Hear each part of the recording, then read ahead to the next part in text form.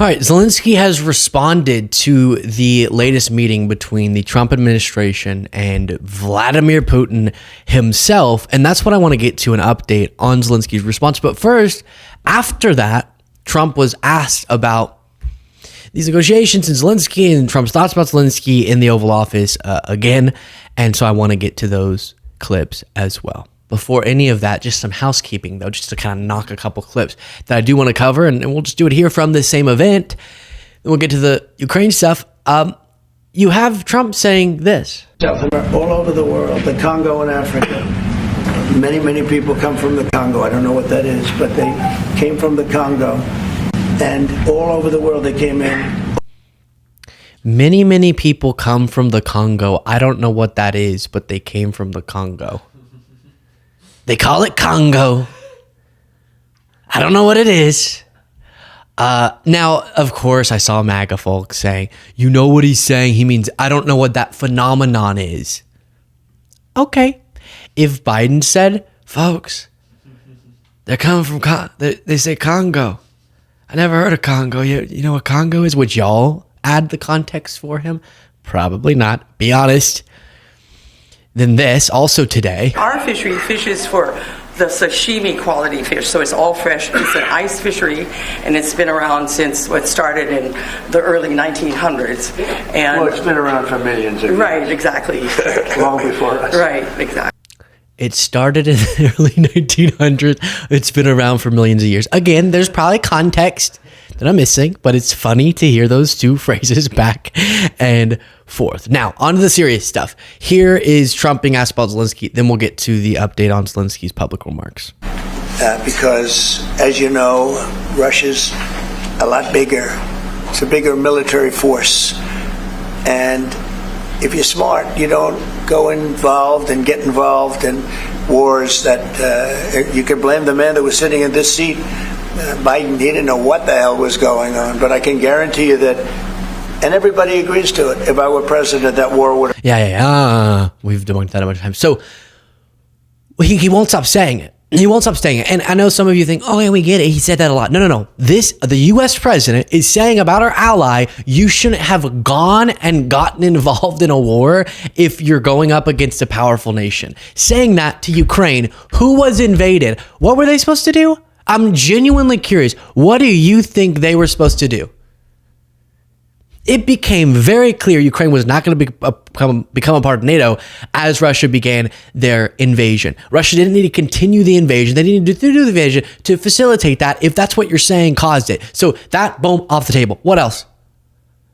What was Zelenskyy supposed to do? Just surrender? I think that genuinely is what he believes. And then this just annoying idea. If you hear military analysts talk about this war, it's just not the case that Russia's just crushing. Obviously not. Now, they're doing destruction and people's lives are being lost needlessly, yes.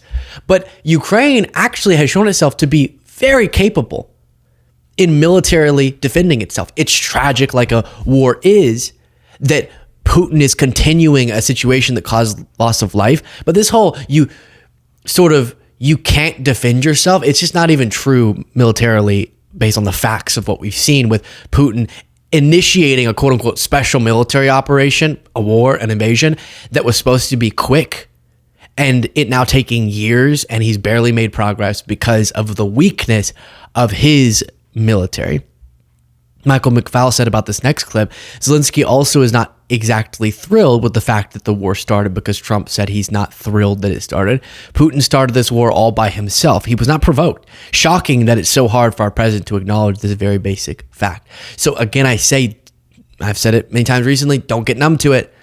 This is something Trump keeps saying now with another world leader there, the Italian Prime Minister, Giorgia Meloni, and Trump is still repeating these nonsensical and fundamental to the core, the foundation of our international framework that we have facilitated, the set of principles that our allies abide by, and we're supposed to encourage abiding by from all of the countries in the world, and Trump is undermining that with this sort of language.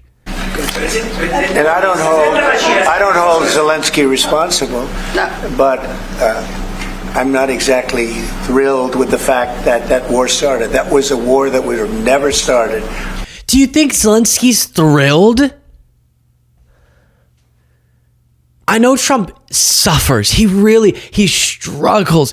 It is his great life brutality using the English language properly and understanding how words connect to the meaning of those words. But what he just said was, I don't think Zelensky's responsible, but I'm not thrilled. The assumption being that Zelensky is, you sick. If I were president, you'd have millions of people living right now that are dead. You'd have cities that would be open and thriving, and they'd have their beautiful turrets. Those turrets are the most beautiful in the world, but they're not with us any longer. They're smashed to smithereens. What is this? The death toll isn't in the millions. It is in the hundreds of thousands, and that's absolutely tragic. But number two, why does he do this? This casualty porn language. Wait, what? That's why they're defending themselves, so that they're trying to stop that. That's the point. Oh, you think Zelensky, woohoo, some of our cities have been destroyed. It's never going to become reasonable or not infuriating. Not happy with anybody involved. I think it's a war. I know it's a war. It didn't happen for 4 years. It was never. Wait, I think this part, sorry, I kind of skipped forward. I'm not happy with him. Zelensky. And I'm not happy with anybody involved. I think it's a war. I know. He says, I'm not happy with him. And he was talking about Zelensky. And then he goes, I'm not happy with anyone involved. Say his name, you absolute coward. None of the members of the administration, we just think that Zelensky has not worked hard enough for peace, and Zelensky and also other people in the war should also want peace. Just say it. Putin. Just say his name. The guy who started the war and is continuing the war every day. Now, speaking of, what Zelensky is going to be responding to is Witkoff meeting with Putin. And what came of that meeting? You'll remember Witkoff putting his hand over his heart and being very giddy, a little schoolboy, getting to see his mommy for the first time since she got back home from a trip. And all of this imagery, very purposeful by Putin and very sorry for Witkoff. Julia Davis said about it, Witkoff placing his hand, again, the Russian envoy for the United States, his hand over his heart to express his devotion to war criminal Putin, and then sheepishly following in tow behind him is utterly disgusting. Negotiate with Putin? Sure. Talk with Putin? Yes. Diplomacy? Yes. Be a weird fanboy? No, not necessary. Now, after the meeting, it was reported, and Witkoff, made public the idea that they were discussing territorial concessions, to which Zelensky hits back with this. Please do, if I haven't already mentioned this, click the subscribe button. I think I may have already said that, but it's never bad. Say it twice. Щодо територій, Україна суверенна держава, і всі території належать унітарній державі України. І тому знов-таки про території нашої держави може говорити тільки народ України.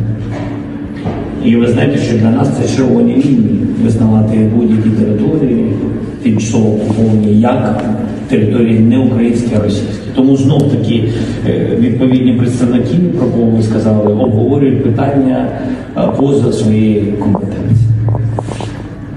Yeah. So this was described as Zelensky firmly responding to Trump's special envoy. And what he's saying there, now, part one, I know for our podcast listeners, unless you speak Ukrainian, didn't understand what he's saying. And he is saying essentially, you're not going to decide on our territories without our say. And that's what you keep seeming like you're doing. The sovereignty of a nation means we need to be in the room for these discussions. If you're negotiating no one gets to say what our territory is or about taking it, other than us.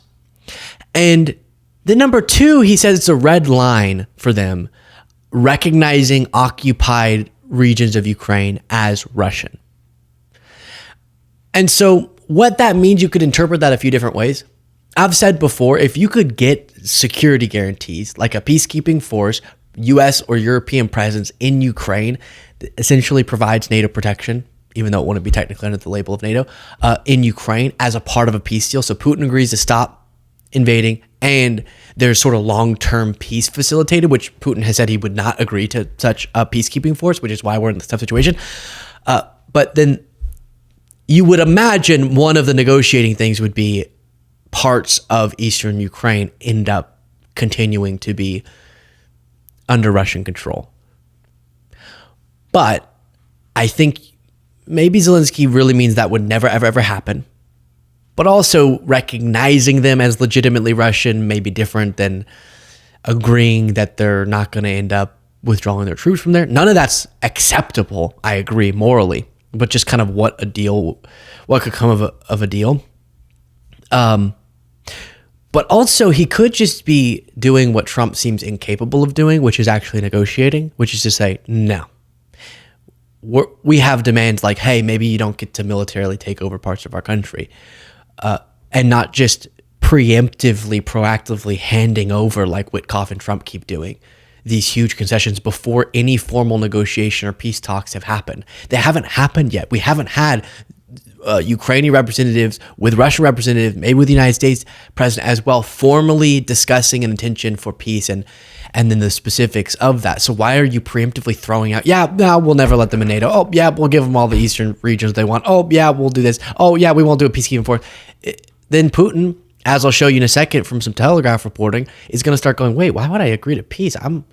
I could keep this going, make them more and more desperate, and then they'll give over even more to me. But remember parts we didn't talk about in the 60 Minutes interview with Zelenskyy, where he had this to say. Does the United States have your back?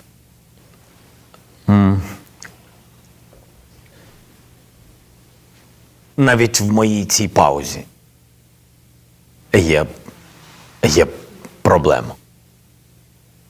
Тому що я дуже Even хочу in this pause of mine, there's a problem, because I want to answer truthfully and quickly that the United States is our strategic, strong partner. А ця пауза – це But the pause is я doubt. не сумніваюся, що I don't люди doubt that the Америки знають. people of America are with us, but in a long war, many details are forgotten. Але в Європі всі бояться, що Сполучені Штати можуть In Europe, віддалятися everyone від fears that the Європи. United States may drift away from Europe. Yeah, and there's good reason for that fear. One other clip before getting to the Telegraph reporting about how Trump is being played, and actually just to sort of tease it, the title is Trump's not ending the war in Ukraine, he's prolonging it.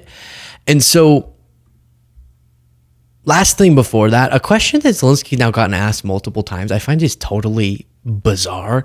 And you might remember that Lex Friedman had that back and forth with him of sort of, do you like really hate Putin? Do you like really hate him? It's just sort of, what? Yeah, obvious. What kind of question is that? That came up here as well. You seem to have a real hatred of Vladimir Putin. Путіна? Vladimir Putin of Russia? That Putin? Yeah, what? Why are you asking that?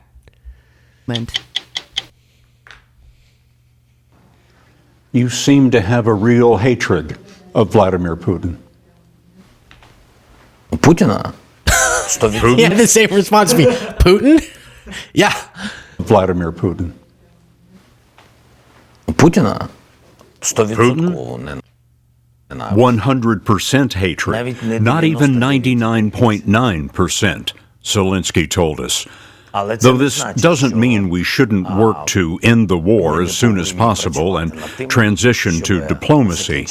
But how else can you see a person who came here and murdered our people, murdered children?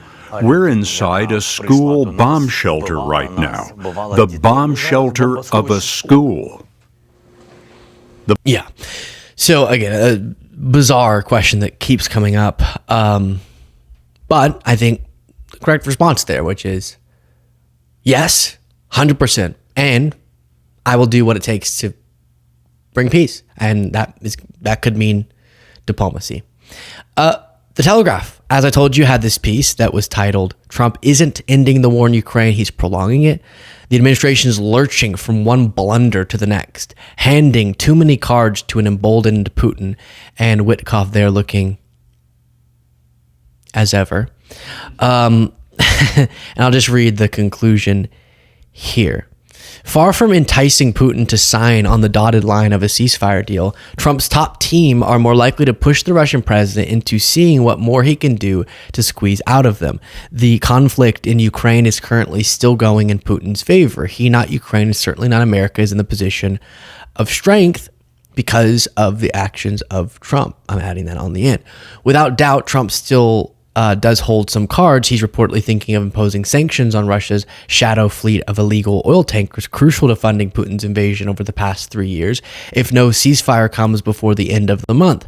But if it means pushing Putin further away from the negotiating table, will he dare? I'm not so sure. And the context for all of that was just what Witkoff was unilaterally, proactively handing over to Putin, and this giddiness, this excitement to just get Putin to like us type of vibe, which is going to be an incentive for Putin to see how far he can take it, right? How much he can get, as opposed to, my goodness, all hell's going to break loose, like Trump will say in other situations, if I don't agree to a fair deal for Ukraine. Share your thoughts in the comments. If you want to get the bonus show, you can do it by clicking the join button below.